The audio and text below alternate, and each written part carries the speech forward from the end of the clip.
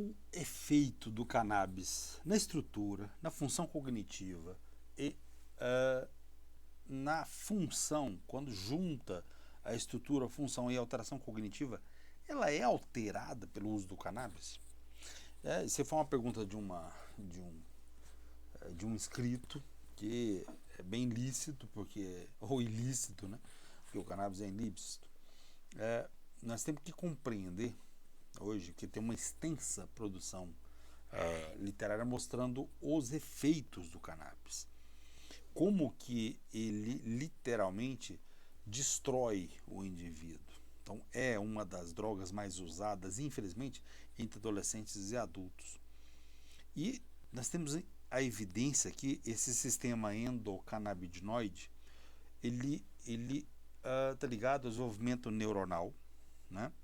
Ao desenvolvimento da compreensão, ao desenvolvimento do cérebro, que inicia na fase adulta, e às vezes o uso crescente, né, de cannabis na adolescência vai criando um conjunto de sintomas que literalmente destrói o indivíduo. Porque isso não tem a ver com a medicina do cannabis, né?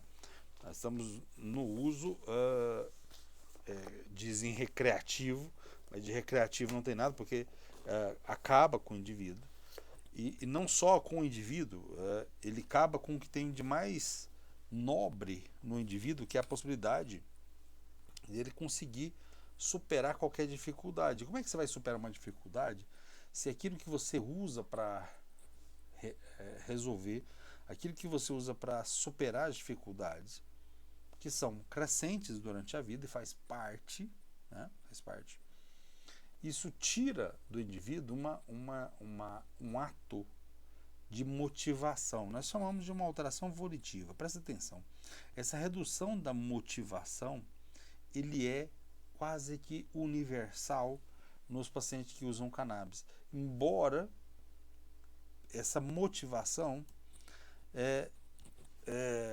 não é vista para o usuário. Ele acha que isso não vai alterar a operacionalidade dele, não vai alterar a motivação dele, não vai pôr ele numa posição subótima dele, ele não vai produzir no indivíduo apático. Apático, embora com ideias, mas ideias que não há uma estrutura. Quando você tem um foco de trabalho, não basta ter ideias. Tem que ter ideias que coadunam com a realidade, ideias que você vai pensar, há uma evidência, se eu trabalhar desta forma, se eu lutar desse jeito, se eu estudar desse ritmo, eu conquisto. Então ele tira do indivíduo esse fogo, essa motivação, esse ato de lutar pelas coisas, porque o indivíduo ele é apagado. Então a relação de motivação em cannabis é a coisa mais clássica que tem. E assim, de centenas de pacientes que eu já atendi, é impressionante o quanto que ficam indivíduos, embora às vezes cognitivamente sejam até um pouco inteligentes, eles não conseguem avançar na vida. Eles criam uma síndrome motivacional que é descrito como uma introversão passiva pela falta de foco. É como se o indivíduo, o usuário, entrasse num estado de preguiça constante, diria o povo, num dizer popular. É um indivíduo desmotivado, é um indivíduo preguiçoso. Cronicamente, esse indivíduo vai perdendo aquela vontade de lutar, ele vai perdendo aquela capacidade de lutar a longo prazo, porque as motivações dos indivíduos é o que norteia a existência. Óbvio que quanto maior a motivação, maior a capacidade tem do indivíduo de proliferar ideias e concretizá-la. Pôr uma ideia em prática exige esforço, pôr uma ideia em prática, existe capacidade de lidar com frustração. Essa é outra consequência do cannabis. O indivíduo não tem habilidade de lidar com a várias complexidades que a vida traz, as multi-estruturas que exigem e que obrigam o indivíduo, quando ele resolve ser operacional, quando ele resolve ir para a luta, ele vai perceber que ele vai exigir cognição, emoção e comportamento alinhados. A motivação ela vai abranger uma sincronia dessas estruturas. E tem que ter uma terceira ou uma quarta estrutura. Então, além da cognição, das emoções e do comportamento, ele tem que ter um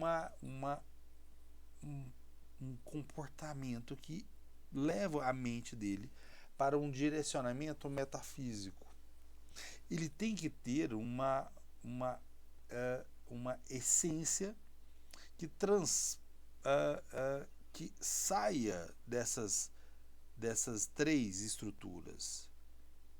Então, o objetivo não vai ser só cognição, o objetivo não vai ser só emoção, o objetivo não vai ser só comportamento. Por exemplo, uma motivação mais elevada seria um sacrifício para o outro, ou você vai trabalhar, vai conquistar para ajudar a sua família.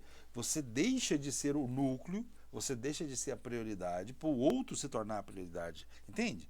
Isso é algo que para o indivíduo que é usuário, e mais, não só o usuário, quando esse usuário é um adolescente, você está necrosando o indivíduo, porque aquela forma que ele tem de motivar, de se motivar extrinsecamente, motivar para lidar com as frustrações, com as dificuldades emocionais, cognitivas, ou como lidar com as dificuldades, ele perde isso. Então, a motivação intrínseca repercute num vazio existencial.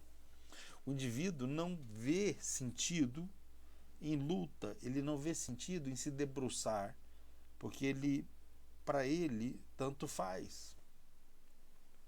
Aquela noção de superar as dificuldades, os obstáculos, de ser bom, de avançar diante de qualquer tempestade, da alegria de ter uma chuva com granizo e mesmo assim você vai sem camisa para a chuva.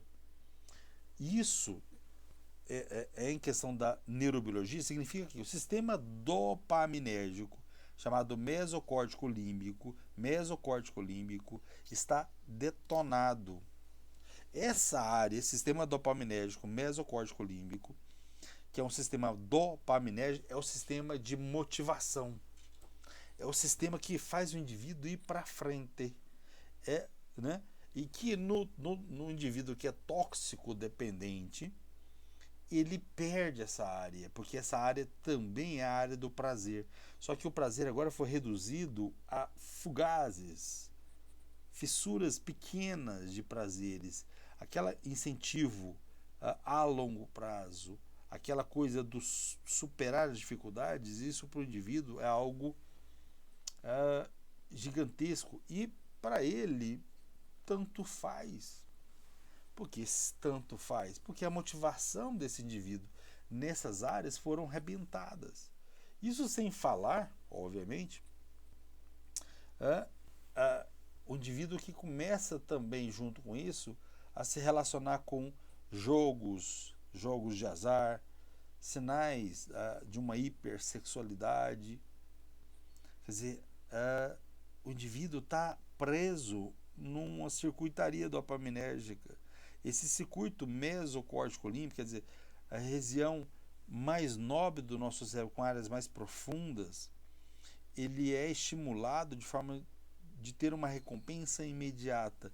Qualquer coisa que induza o indivíduo a ter uma afronta, de ter luta, ele não vai aguentar. Literalmente, o contexto da motivação não é só, mas ele é permeado pela dopamina.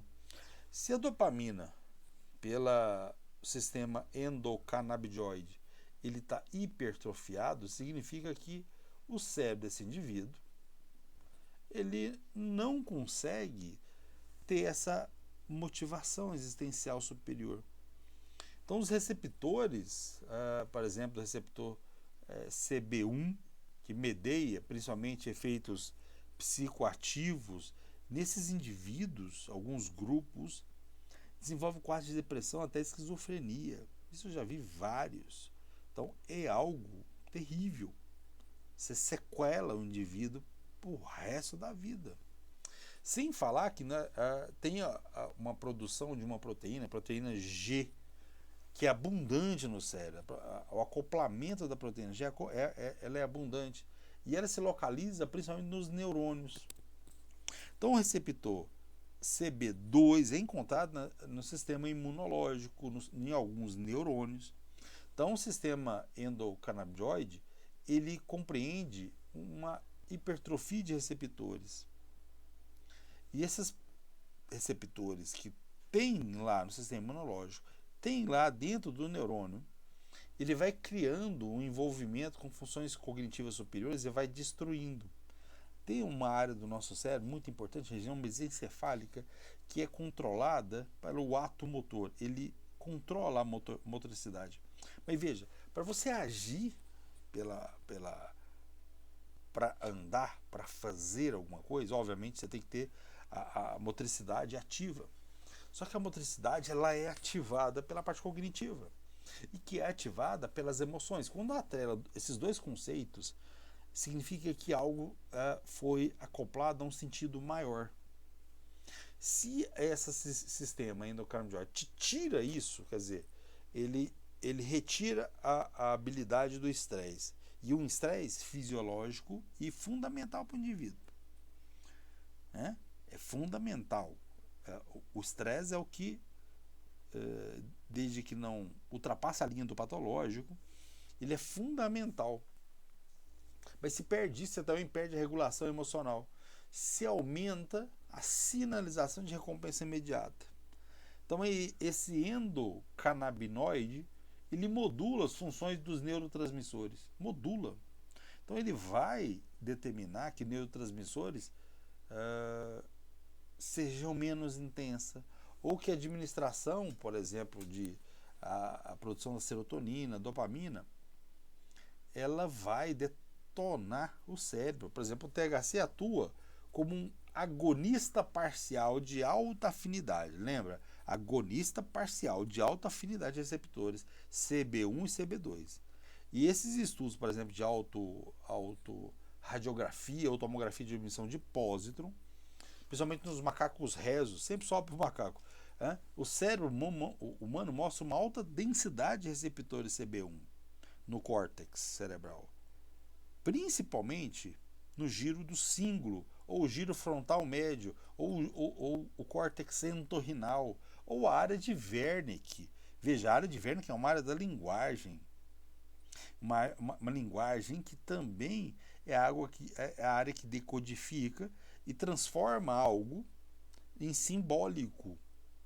E algo que é simbólico é o que nos motiva. Não é algo do material, pelo incrível que pareça. As áreas dos cérebros mais afetados pelo uso do cannabis é áreas que trabalham com simbolismo, com a linguagem. Por exemplo, ataca o hipocampo, né? O caudado putamo, o globo pálido, substância nigra, que tem muito a ver, por exemplo, com a doença de Parkinson. Os indivíduos ficam mais propensos. Então, essa distribuição das ações psicoativas do THC, ele potencializa os efeitos nocivos, altera o sistema de recompensa do comportamento e tira o efeito de automonitoramento. Veja, é fundamental você, ao mesmo tempo que você age, você ter uma capacidade de autoanalisar. Se você faz isso, significa que você é propenso a melhorar, você é propenso a criticar, né, a sua apatia, a sua incapacidade, o seu medo. Se você perde isso e fica anestesiado, além da síndrome motivacional, você tem um cérebro propenso a ser incapaz de lidar com as dificuldades. Ele será propenso a ter uma cognição mais infantilizada. A maturidade neuronal e a função cognitiva vão acontecer quando acontece mais tardiamente. Veja o estrago que é o efeito no cérebro. E a maioria dos efeitos, desse chamado efeito recreativo ou consumo recreativo crônico e intenso, nós já temos revisões desde 1976 até agora, mostrando o quanto os efeitos cerebrais são terríveis. As anormalidades morfológicas que nós encontramos nesse uso do cannabis. E os receptores, o CB1, principalmente, presta atenção, ele está no lobo temporal. O lobo temporal é um córtex olfativo, formação do hipocampo e da amígdala. Então, o lobo temporal, olfato, hipocampo e amígdala, nós temos ali a amígdala porque é a parte afetiva, é aquilo que nos motiva além do que é visível e altera o córtex e o neocórtex.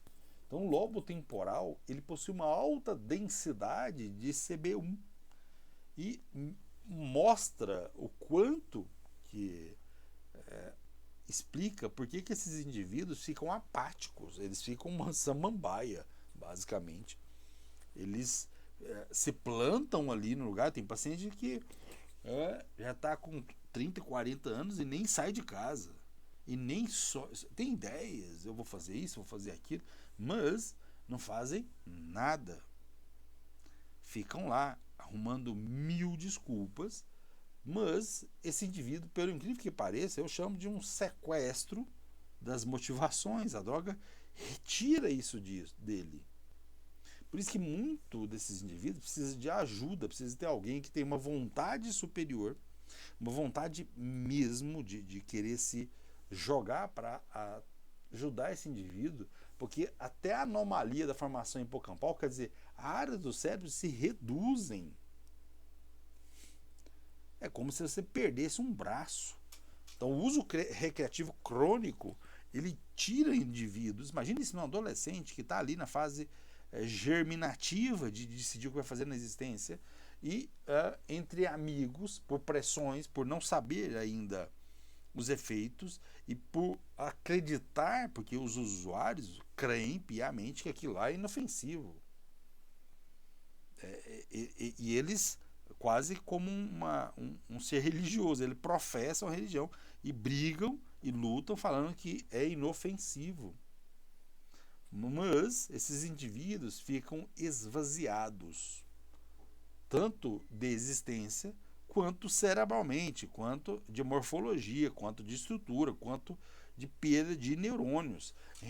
Tem uma sub-região do hipocampo que tem normalmente, nos usuários crônicos, vai ter uma alta concentração de receptores CB1 e que não são observáveis, por exemplo, em região parietais, onde a densidade de CB1 é relativamente baixa. Veja que até a distribuição dos receptores no cérebro são assimétricas e mostra como é que é complexo e devastador, porque só de mexer com o hipocampo, que é uma área da memória, e da memória para o aprendizado, quanto maior as dificuldades, mais o indivíduo vai ser capaz de lidar com as dificuldades, porque ele vai aprender. E há receptores na amígdala, que é uma área das emoções. Então, as emoções, junto com a memória, junto com a razão, fica completamente caótica. Então, esses indivíduos, ou os indivíduos que são consumidos de formas recreativas, não é que eles consomem a maconha os consomem, os destrói a densidade da massa cinzenta. Tem centenas de trabalhos que mostram uma área muito importante no nosso cérebro chamada de núcleo accumbens esquerdo. Ele se estende espacialmente no córtex subcaloso do hipotálamo. vai para a amígdala subleticular, que é muito estendida, que é ligada à amígdala e que faz ali com o núcleo acúmbio esquerdo e a amígdala direita um controle das emoções, do que você ama, do que você deseja, daquilo que você tem vontade, garra para lutar e conquistar. Imagina você tirar os jovens, hein? Imagina você tirar isso dos jovens. Tem um trabalho australiano, ele avaliou 622 jovens. 66% dos usuários tinham uma síndrome amotivacional. Não tinha uma vontade de fazer nada. Não tinha aquele tesão, aquele vontade, aquele desejo. Eu vou trabalhar 20 horas por dia. Não, eu vou estudar 30 horas por dia. Aquela vontade. Então, ele vai minando e mina, por exemplo, o putamen e o caudado é uma área da parte motora, mas você só movimenta tanto fisicamente se a mente também se movimentar.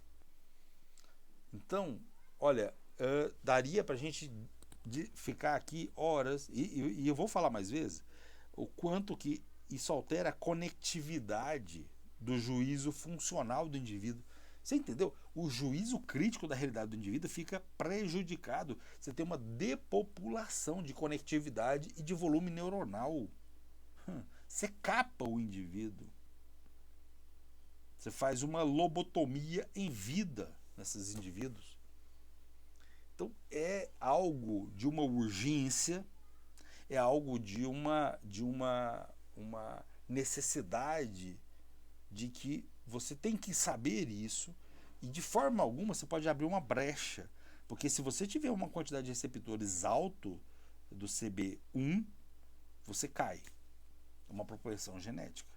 E como a grande maioria dos usuários acabam entrando nessa síndrome motivacional ou desenvolve outras doenças graves, eu já vi pacientes que desenvolveram esquizofrenia, graves, incapacitantes, indivíduos que eram plenamente muito inteligentes.